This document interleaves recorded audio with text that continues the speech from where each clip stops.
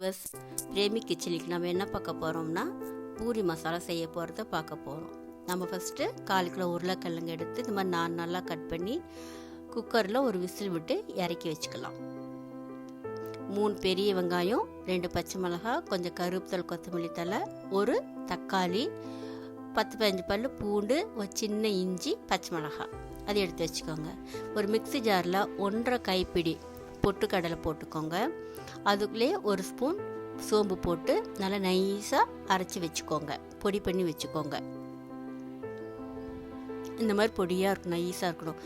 ஒரு இடிக்கிற கல் எடுத்து அதில் ஒரு பச்சை மிளகாய், நம்ம உளிச்சு வச்சுருக்க பூண்டு, இஞ்சி, இது 3 போட்டு 1-2 நல்லா கொரன்னு நசுக்கி எடுத்துக்கலாம்.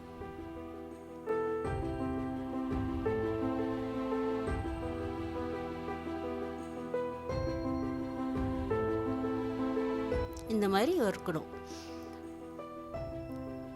இப்போ குக்கர்லேருந்து உருளைக்கிழங்கு எடுத்து ஆற வச்சுக்கலாம்.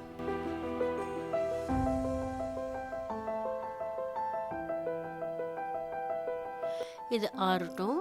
நாம் இப்போ வெங்காயம், தக்காளி கட் பண்ணி வச்சுக்கலாம்.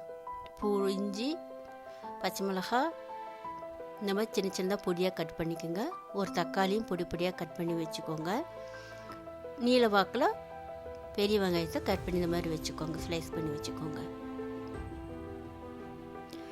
ஒரு கடாய் வச்சு அதில் 2 டேபிள் ஸ்பூன் ஆயில் விட்டு அதில் 2 பட்டை, 4 லவங்கம், கொஞ்சம் உளுத்தம்பருப்பு, கடுகு போட்டு பொன் வறுவலாக வறுத்துக்கோங்க, கடுகு வெடிக்கிற வரைக்கும்.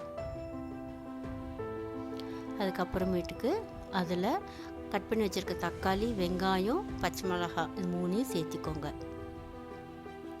அதில் இடித்து வச்சுருக்க இஞ்சி, பூண்டு, பச்சை மிளகாய் போட்டு சேர்த்துடுங்க. நல்லா வதங்கிடும். அதுலேயே கொஞ்சம் பச்சை மிளகாய் உப்பு சேர்த்து நல்லா வதக்கிட்டு அதில் கொஞ்சம் மஞ்சத்தூள் போட்டுருங்க. இப்போ பொடி பண்ணி வச்சுருக்க பொட்டுக்கடலை இருக்கு இல்லைங்களா, அதை எடுத்து தண்ணி ஊற்றி நல்லா கரைச்சி இப்போ அந்த மசாலாவை அதில் ஊற்றுறோம். நம்ம கொஞ்சம் அதிகமாக தண்ணி ஊற்றுங்க, ஏன்னா பச்சை வடை போகணும், அதுக்காக. இப்போ ஆறின உருளைக்கிழங்க இந்த மாதிரிலாம் தோல் உளிச்சு எடுத்து அது மசாலாவோடு சேர்த்துடுங்க. நல்லா கொதி நல்லா திக்கான வட்டி அதில் கருவேப்பிலை, கொத்தமல்லி தழை தூவி இறக்கி வச்சுடுங்க.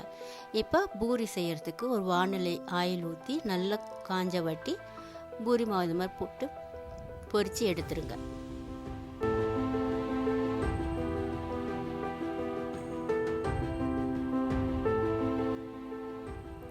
இப்போ பூரி மசாலா ரெடி. தேங்க்யூ.